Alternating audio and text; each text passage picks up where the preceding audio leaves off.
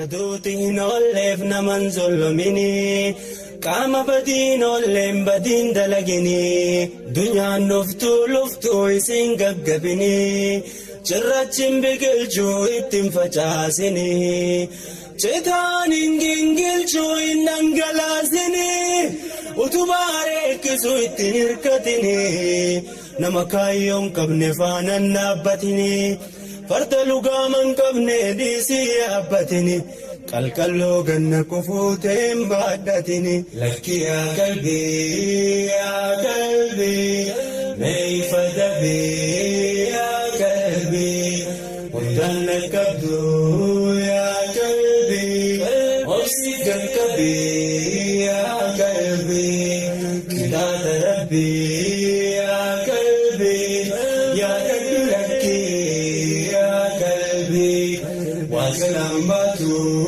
yaa qalbii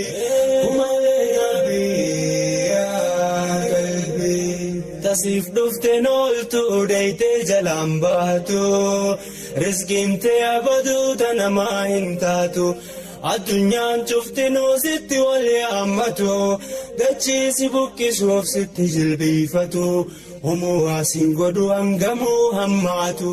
rabbiin humna guutu inni si dirmatu osoo kana beektu waa sodaan hin taatu sodaatamaan isaa mootii hawaa guutu ka makluuqa kulli if jalattooyatu ka addunyaan guutuun isatti waywaatu